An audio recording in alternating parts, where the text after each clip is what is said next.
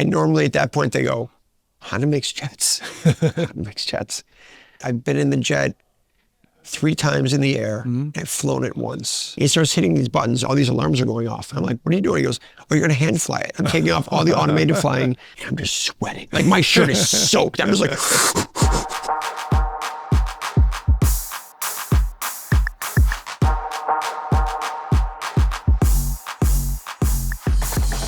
Jason, first of all, happy birthday. Thank you. Happy birthday. Thank you. Several years ago, I remember you sent me a happy birthday message on Facebook, and I was really touched by that, and I still remember that. And so I want a big shout out to HondaPro Jason. Thank you. Happy birthday. Thank you. Yeah, I hope this year is a great year for you. Thank you. So we're at the SEMA show. Yes. Jason, what are the things that you're looking for at this SEMA show? Everything Honda. I mean, as simple as that. Anything that's Honda related, either Honda powered or Honda chassis or Honda anything. Part of Honda's put in, like last year there was a motorcycle that was part Honda. Like they made a motorcycle out of a Honda, which I thought was really unique. So anything that's different, anything that I think that my followers and fans would like to see around the world, I want to show them. Yeah. HRC has been a big one. Yeah. So Honda has been absent from the SEMA show for years now. And HRC came out, ironically, in the same booth space that Honda used to have. Yeah, in that corner. Yeah. Which worked out really good. Yeah. And I've gotten a lot of traction, showing stuff from HRC. In fact, Honda of Indonesia reached out to me yesterday and they said, can you take some photos for us to show on our pages in Indonesia about HRC? So it's making a worldwide splash, which is good. That's good. That's good. So, for those fans who are, getting to know you for the first time, do you work for Honda? You have HondaPro Jason. Do you work, but you are a Honda enthusiast? I'm a Honda brand advocate. Okay. I work with Honda often, but not for them. Okay. But they have generously given me the rights to use the name HondaPro Jason. So, which is, it's great that they officially allow me to use that name, which is cool. That's good. Yeah, that's awesome. It is awesome because if they didn't allow me, that could be an awkward position to be in. So it works out well. But you started using that name before you got the permission, didn't you? I did. Yeah. I started using that name back in 2012, and they gave me permission somewhere around 2017 or 18. Yeah. So we know we know the guy that was on the other side. Yeah. Who was. So they made a change, I think, right? So around that time, social media was becoming larger, and I think Honda as a brand realized that we need to start embracing this movement by creators and influencers rather than going after them and punishing them. We need to empower these guys, right? So you sort of went through that process. It was interesting because I went to visit Honda and the social media team in Torrance. Yeah. And I went there, and this is probably back in 2015 or 2014. I went out there to visit them, and they had a massive room with this big board of TVs. Yeah. And all the social media was coming across these TVs. And I'm like, what are you guys doing here? They're like, oh, anyone that mentions or tags Honda, it shows up on this board. So we can follow it. We can see it. I'm like, oh. So they're like, good or bad? Just so we know what's going on. Yeah. I'm like, oh, they're like, you come up on the board a lot. I'm like, really, like all the time. I'm like, that's pretty cool. Like, it is pretty cool. It's really neat to see how they did that. That was master control room then. Yes, master control room for sure. And so did they, so was that a positive thing for them at first? Or when you visited, was it a welcome, or were you going to say, I'm sorry, or asking for permission later? It was a welcome. Okay. It was definitely a welcome. They were, at the time, I was getting a lot more social media presence than they were. Large corporations at that time weren't getting much. People were following influencers. They weren't following companies. And that is since companies have all the money to dump in advertising, people start following them now. But at the time, I probably had around the same reach as they did. And now they're way, way, way far beyond me. But I think it was more of like a learning experience on maybe what they can do better and how I can work with them. Yeah. And so we can all prosper, which is what we've done. So you've sort of experienced that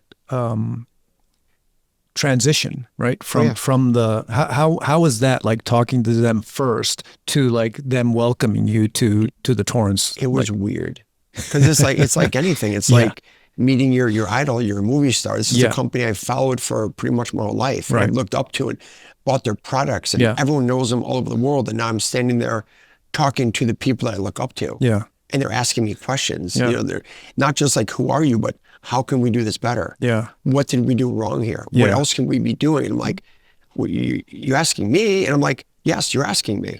And it was like a big turning point. I was like, wow, so I've made a mark and people are watching and they're trying to learn from me. And that's really what my channels have always been about, is just education and entertainment. Yeah. Yeah. That's awesome. So when did you exactly like realize that, okay, I can do this. Like I can keep on doing this.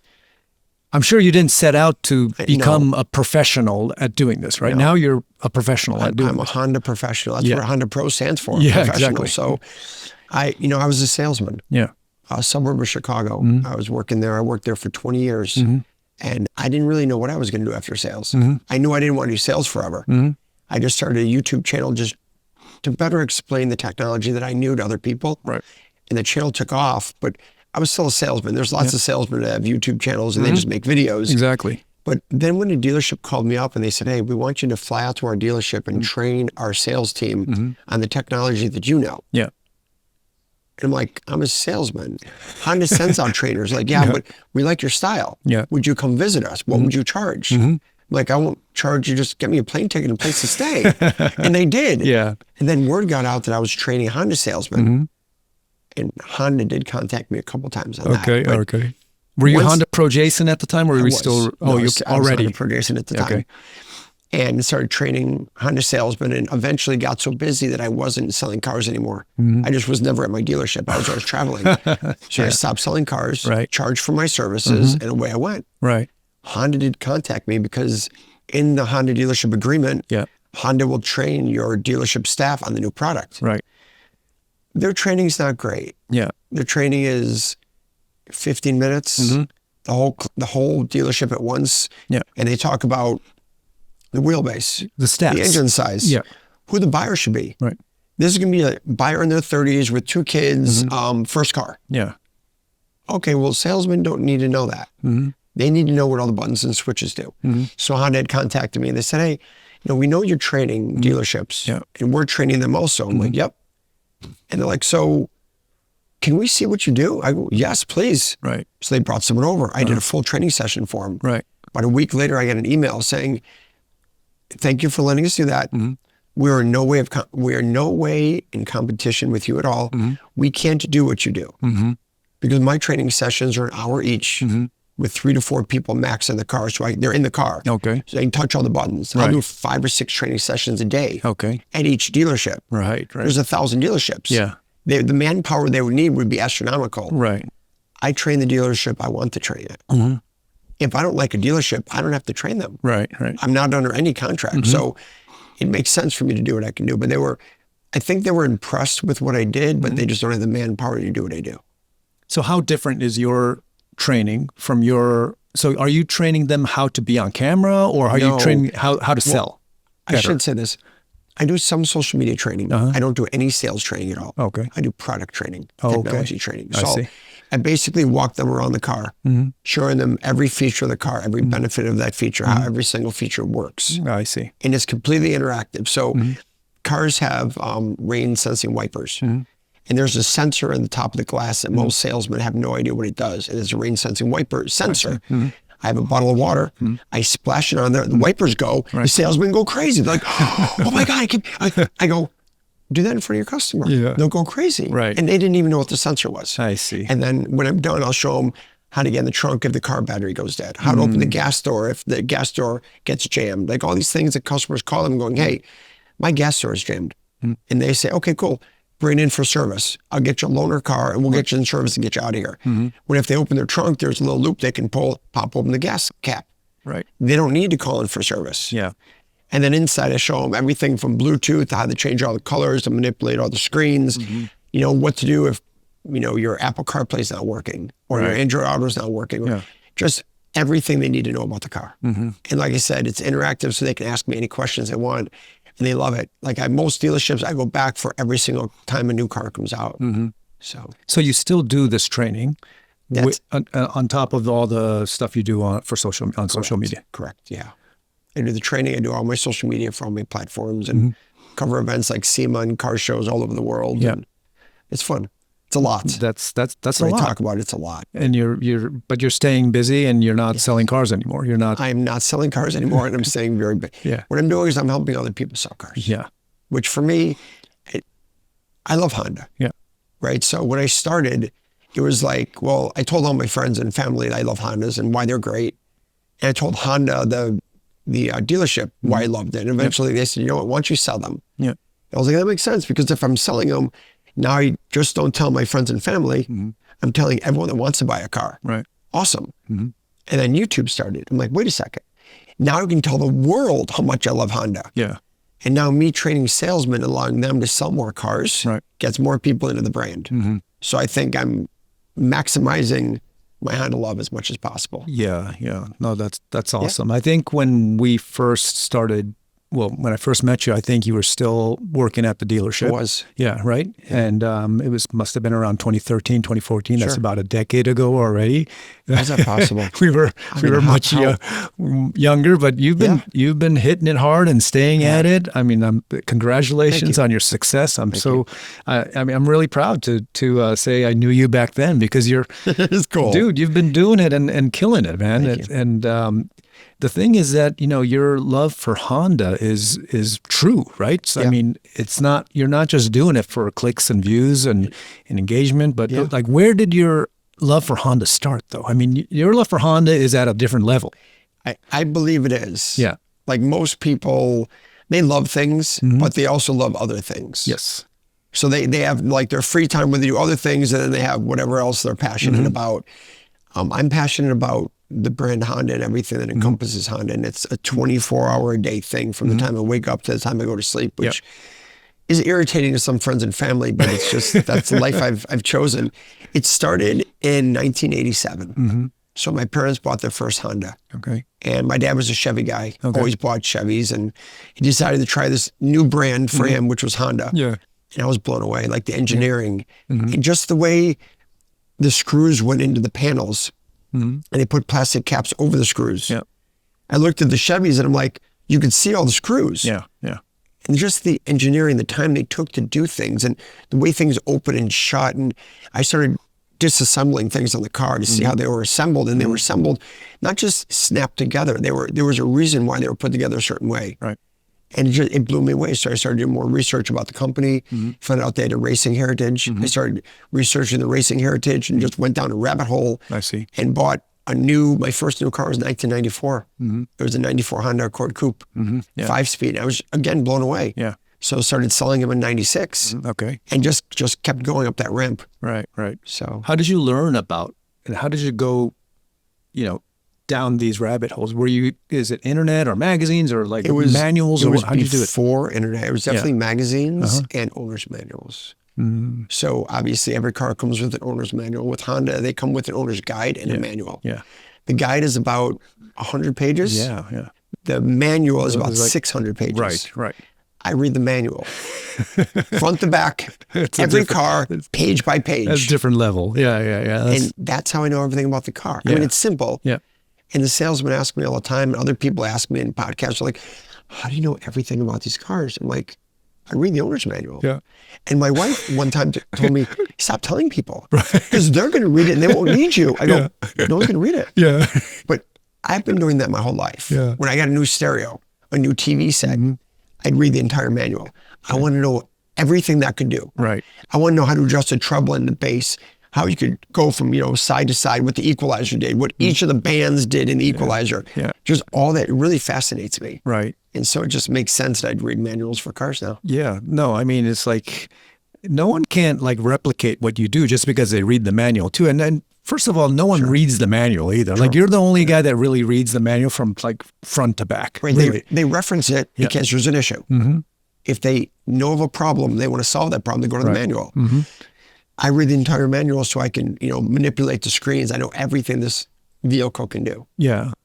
No, that's awesome. There's a lot of passion in what I do, a lot of love for what I do. And I think I have a pretty good personality. And because of my sales background, I can talk to salesmen in words they understand. Yeah.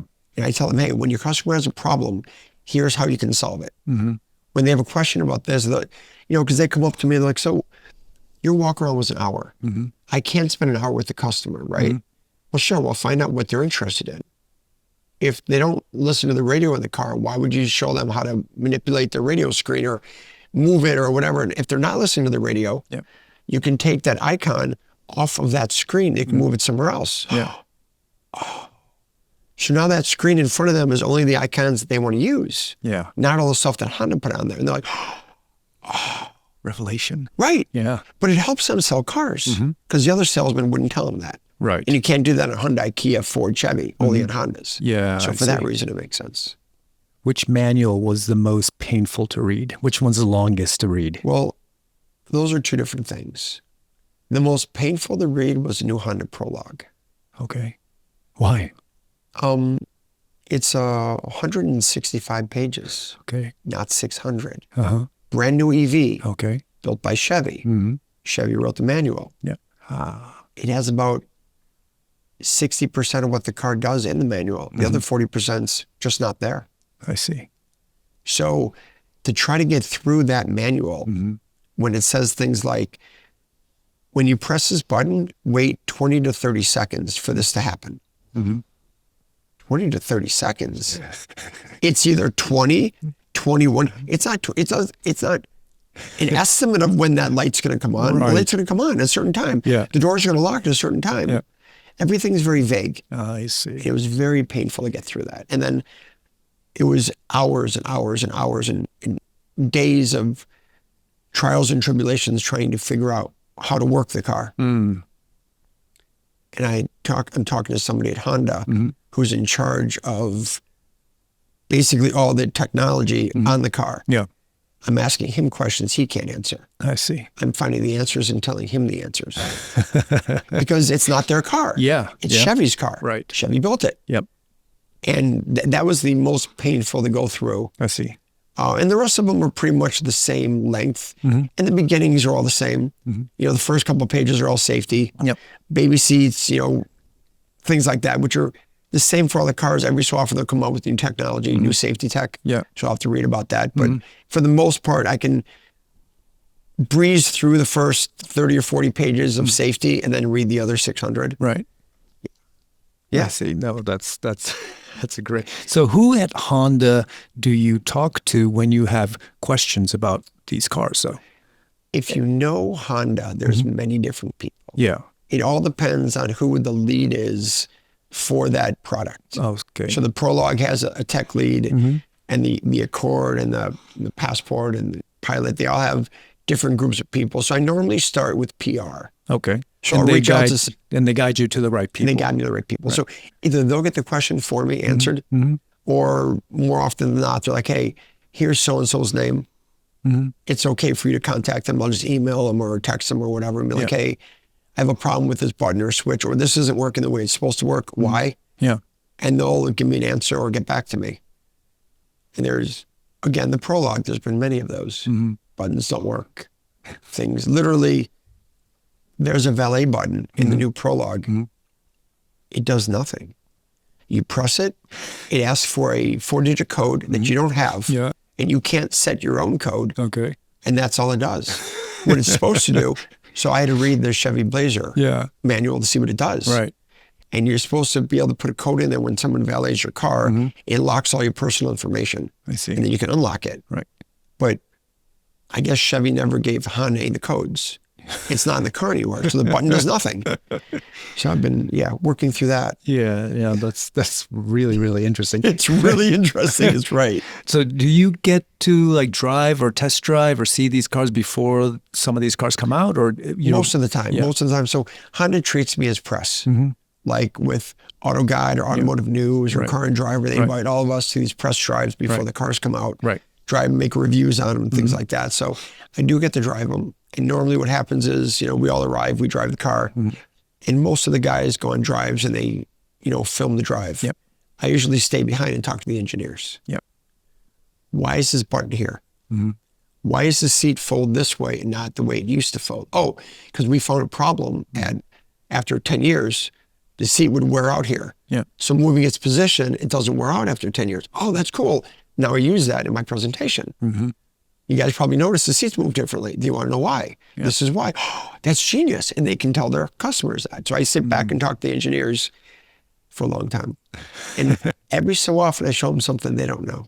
Oh, really? Which blows my mind. Because they say, well, what do they not know about their own car so that you can teach them about? They didn't know how the trunk opened if the car battery dies. Oh, okay. So there's a trick in the car. It's in the back shelf where the speakers are. If you open up a hidden panel, there's a key slot. Yeah. You put the key in, you turn it, and the trunk opens up. But it's a hidden panel, and it's unmarked, so no one knows what it is. Right. And a lot of the engineers, that part's been in the car for 2 or 3 generations. I see. They engineered the car, right? So they engineered where the seats go and how they move and the stereo. They know everything about the car, but they didn't place that part in there. And when they build the car, they put the part in there and they don't know. I see. And so I show them that, like, how long has that been in there? I go, a couple generations, like, we had no idea. It's not their job to know. Right. But I'm like, you're the lead. He goes, I'm the lead. And you should know. He goes, I know everything about the car. I just didn't know that. And I'm like, wow. Easter eggs. Yeah. I found an Easter egg in one of the cars. Oh, wow. This is back in the Ridgeline, when they reintroduced the Ridgeline in 2013 or whatever, whenever they reintroduced the Ridgeline. The second one?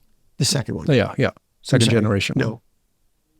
There's only been 2. Yes, the second generation. Yeah, which was recent. Correct. Only like 4 or 5 years ago, right? No, we're Not even? more than that. Has it been that long? Oh, yeah. Already? Yeah. It's not the one that looked like the Toyota or the Chevy Avalanche. Yeah. The next one. Yeah. Okay. Yeah. So in the next one, they ran a software called Gumball by Android. Okay. And in Androids, the Gumball operating system had a game inside of it. Like all the phones had games. Everyone knew about the games. And so I wondered if that game was also in the car. Okay. Since it was using the same operating system. Right. So I played with it. I found it. I did a video on it. Okay. And then later I went to the car shows in New York. And a guy comes up to me from Honda. He goes, hey, I'm, Joe Smith from Honda. And he goes, I'm the lead technical guy for the screen in the Ridgeline. I'm like, oh, that's super cool. Yeah. He goes, I watched your video on the Gumball game. Yeah. I go, yeah, wasn't that cool? He goes, I didn't know it was there. I go, what do you mean? He goes, Android snuck that in without me knowing. Wow. He goes, you showed it to me. I had no idea. I'm like, that's amazing. He goes, we're going to start doing that now. I go, what do you mean? He goes, we're going to start putting little Easter eggs in a bunch of the cars. And they did. Oh. Some are electronic. Some are like, you flip over a panel and you see something in there. Yeah. So those have been really good. I've been able to find most of them. Most recently, they put one in the Acura Integra. Okay. So the Acura Integra, as you probably know, is basically a Honda Civic. Yep. Right? Same chassis, same parts. Yep. In the Honda Civic, if you pick up the coin holder, it says the Honda history goes on, or the Honda Civic history goes on. And there's a flattened out version of a Gen 1 Civic. Like a paper version, you just flatten out, you see the doors and the hood and the trunk. It was really cool. Like, that was really nice of Honda to put in the Civic. Yeah. And then the Integra came out. I'm like, I wonder what they put in the Integra. Yeah. So I found one. I lifted it up, and on the bottom of that little coin holder, it says, the Honda Civic history goes on in the Integra. I'm like, oh boy. Yeah. So I did a video. Yeah. I get a phone call from Honda saying, we saw your video. I go, yep. They're like, you're not in trouble. Somebody is. And we had a lot of meetings about that. I go, wow. Do me a favor. I know you're going to get rid of it, right? You're going to change it. He goes, oh, we definitely are. I go, please don't leave it blank. This is an opportunity for you to put the Integra history goes on and put a first gen Integra there. Yeah. They left it blank. Oh. They took it out and left it blank.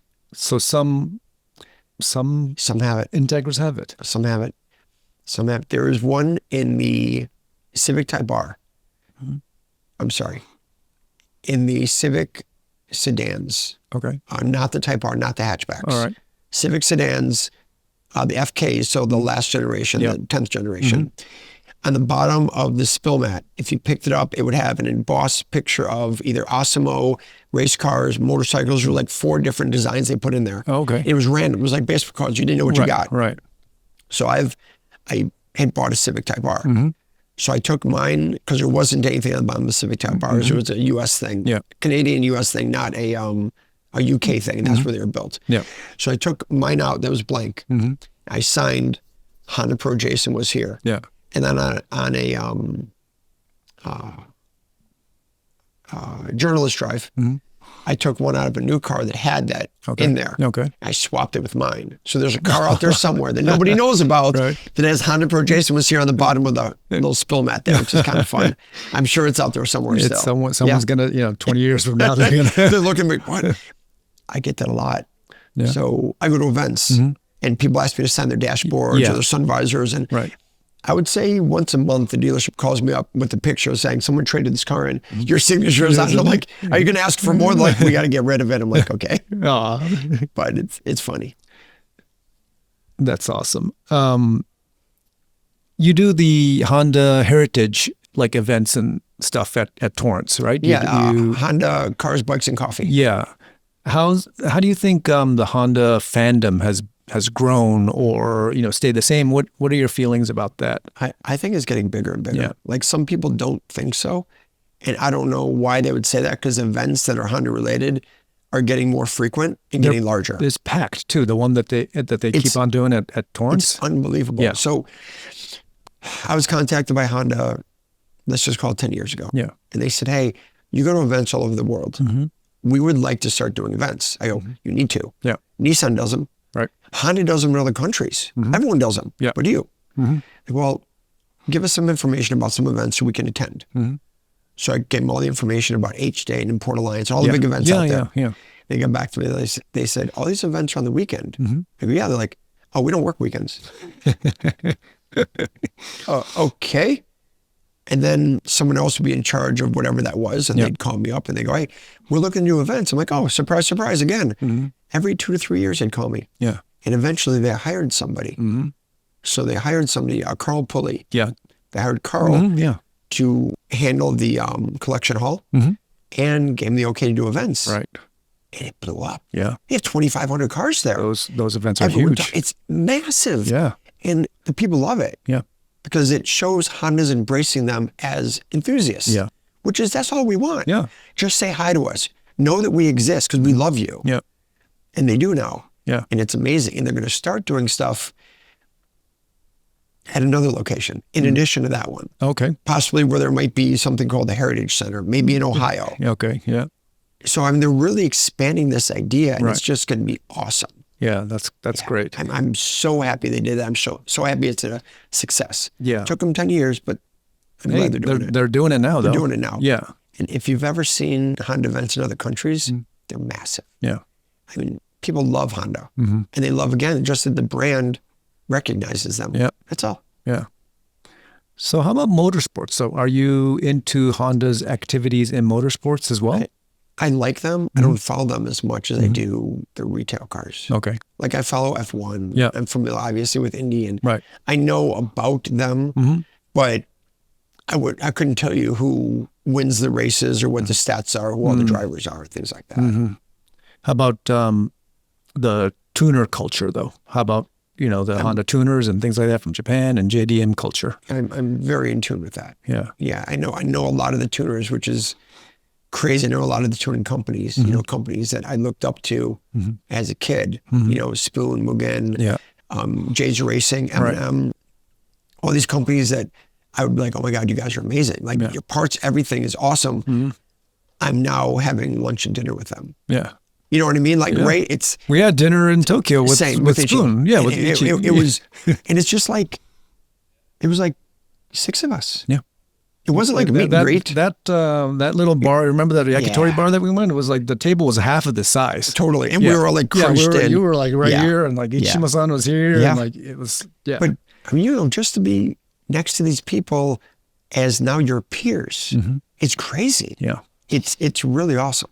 People that you saw in, videos and magazines, you're having dinner with them now. Right? Exactly. Yeah. It's cool. Yeah, that's awesome.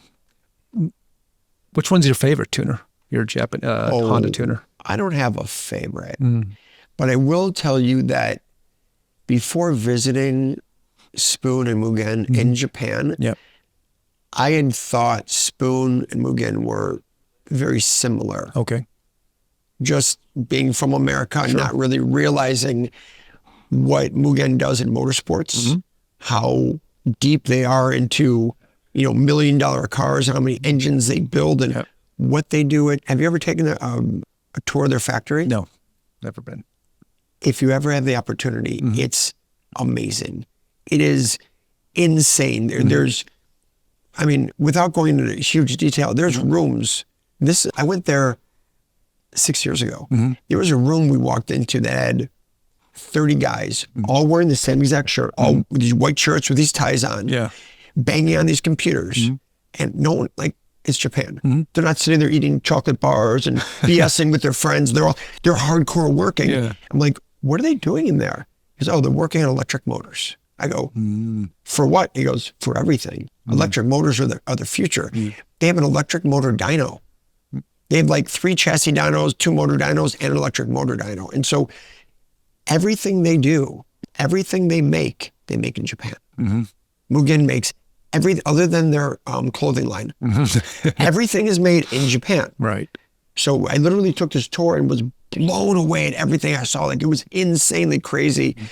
From there, we went right to Spoon. Right. Where Ichi comes down out of the elevator. Yeah. Right.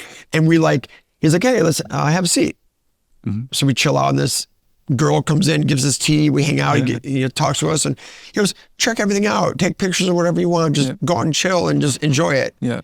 And realizing the differences in, Spoon, I think, is probably bigger into the tuner culture than Mugen is, but I don't think Mugen really is interested in the tuner culture more, just kind of keep their name there. Yeah. Because they build carbon fiber chassis at their facility in Japan. Right.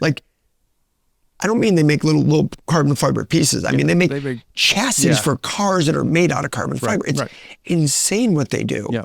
And Spoon is, I think, a little bit more towards the tuner culture. Yeah. That's kind of where they started in racing. And so it's very different to see the two companies. Yeah. In that Spoon light. is a fabulous, their brand, right? It's outstanding. Right? Outstanding brand. But Mugen is more, they have the carbon fiber tub, basically, in the facility. They can make everything in-house. They make everything in-house. Yeah. They also make Spoon. I love both companies. My son's, my son's name. Yes. Maximus Mugen.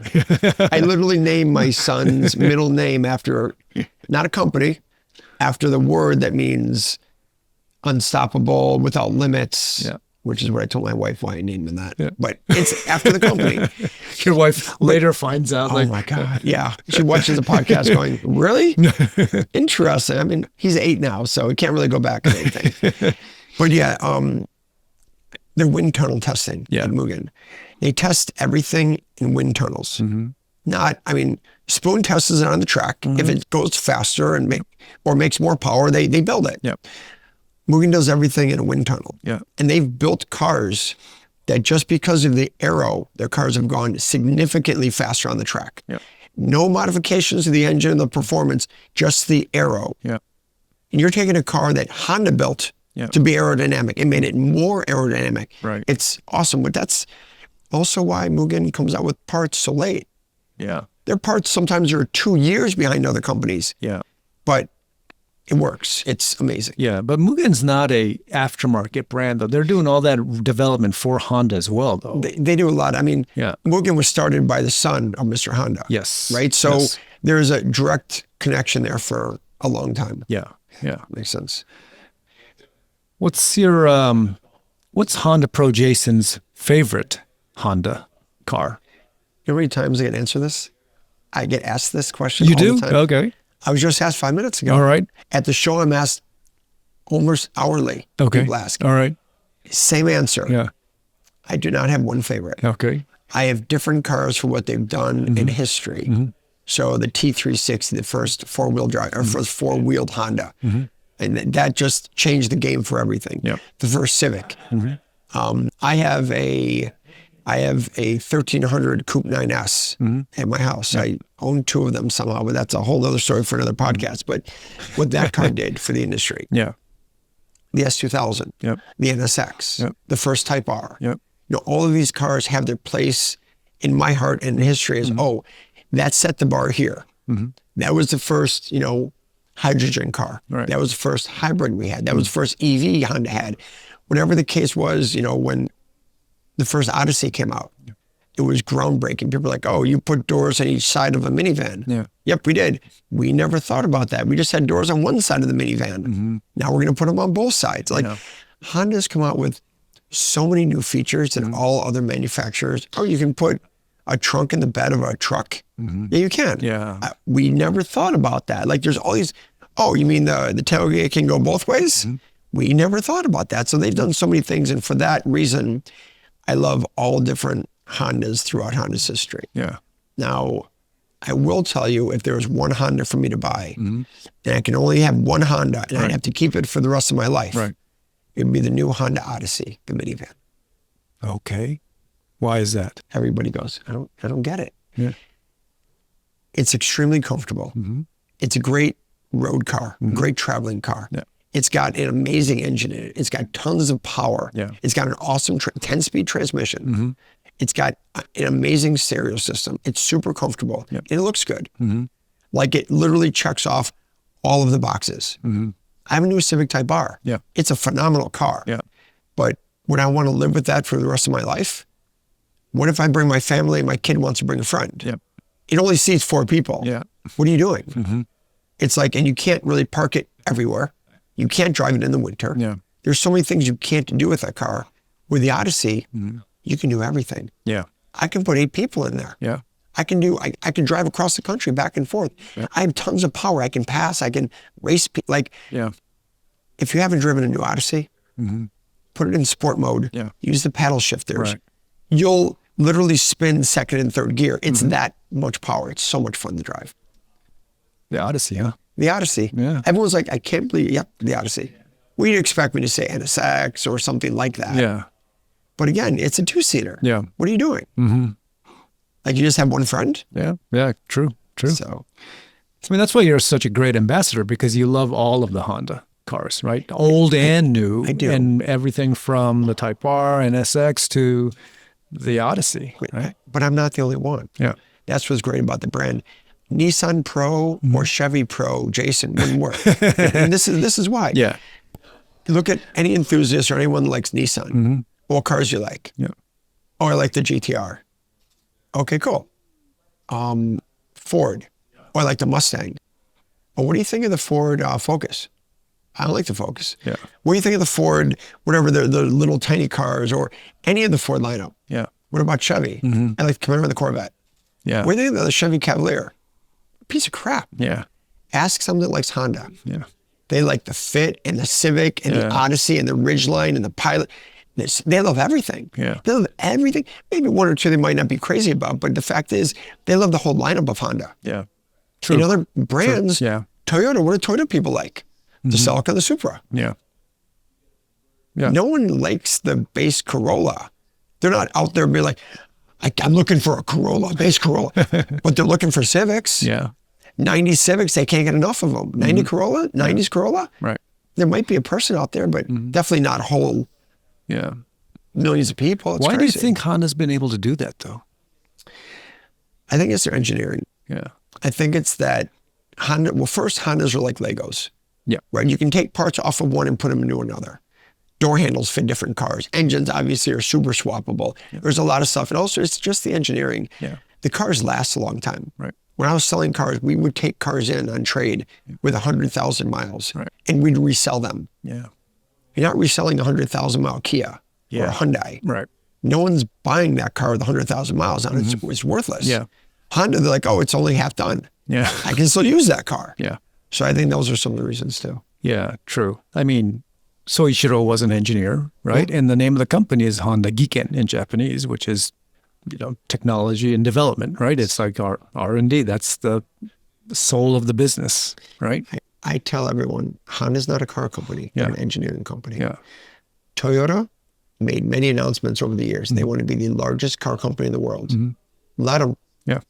I mean, if that's what their goal is, sure. Yeah. Honda's goal is they want to be able to fill a spot in your life. They want their products to make your life better. And that's why they make lawnmowers and power equipment and all of these different things out there to make your lives mobility. Yeah. Toyota's not making mobility devices. They're making cars and trucks. Yeah. As many as they can possibly make. So they're the biggest in the world. Awesome. Have fun. While Honda's making our lives better.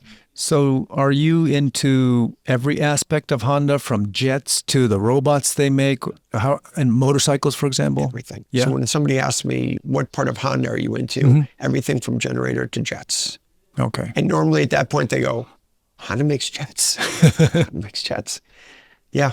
I've done a lot of research on the HondaJet. I've been in the jet 3 times in the air. I've flown it once. Yeah. Actually, like flown it. How is that? Unbelievable. Like I still get excited thinking about it. Yeah. I had just picked up my Civic Type R, my FK8 back in 2017. Yep. Driving it from New York where I bought the car.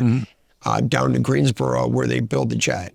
So the jet is entirely built in Greensboro minus the fuselage, which comes like a town or 2 over. So everything's built in America. And I had talked to them about possibly doing some film on the jet, and they said, okay, no problem. Yep. At the time, this was about a month before I picked up my car. I talked to them. I said, yeah, we'd love for you to come out and do video on the jet. And we think that would be great. Yeah. I go, great. I go, they're like, so you want to come out and kind of walk around the outside of the jet and kind of take some pictures and video? I go, yeah, but I'd like to get a flight in it. Yeah. And they go, oh, we can't do that. Right. At the time, it was $4.2 million. Now it's much higher, but it's a $4.2 million jet. We do that for people that are buying the jet. Yeah. I go, okay, I'm not interested then. Right. What do you mean? Why would I go out there and not fly it? Like not be in it? Yeah. It'd be like, oh, I'm going to go look at a car, but you won't let me sit in the car and drive around in it? Like that makes no sense. So about a week later, they contacted me. They said, you're cleared for flight. Okay. Ooh, that's cool.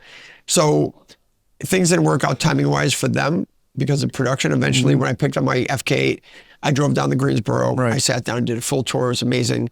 I sat down with the pilot at the end of the tour, and he was, okay, cool, we're going to take a flight. What would you like to do in the plane? I go, everything? Like, what are my choices?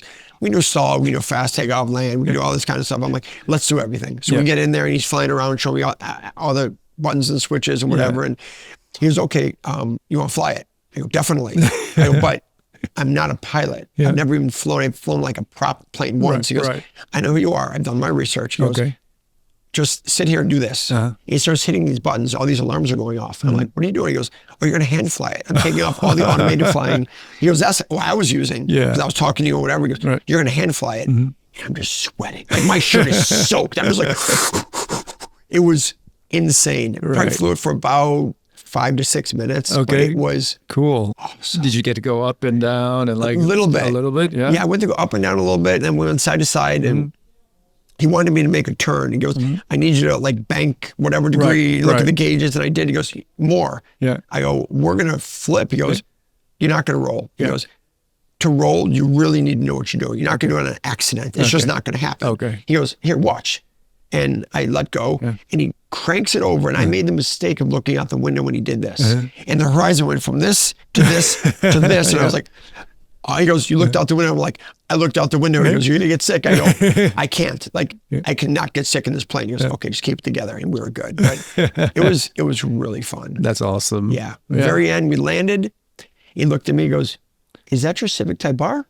I go, yeah. He goes, that's brand new. I go, yeah. He goes, I've never seen one. So I take the keys, I toss it, I go take it out. He goes, no, I can't drive your car. I go, I just flew your plane. He goes, good point. Took it out, drove it around, came back. He goes, that was awesome. I go, that's how I feel.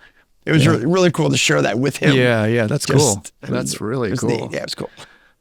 So have you ever, so you've been to Japan several times, right? And yeah, have you, I think 6 times total. And what was your coolest like Honda experience you've ever had in Japan though? I have a good one. Okay, so I can actually tell the story now. I wasn't able to tell the story before. All right. Someone from Honda reached out to me. Okay. The trip, I think I saw you, which was not this time. Was it last January? It might have been last Auto it was salon. last year. Yeah. I believe it was last year. Yeah. So someone from Honda Corporate reached out to me and said, hey, we saw that you're coming to Honda or coming to Japan. Would you like to stop by and see us at Honda? I go, I'd love to. They're like, there's something we want to show you, but you can't film it. Okay. I go, I don't want to see it. Right. Because I've always said, if I can't film it and show it to someone, why am I doing it? Yeah. To like run around and tell people, look what I saw, you didn't see it, look at, like, forget it. Yeah. He goes, you're going to want to see this. Okay. And this will be your only opportunity to see this ever. You'll never have an opportunity like this again. Okay. So this is in Tochigi. Yes. Okay. At, how do you say where Honda's headquarters is? Amaya?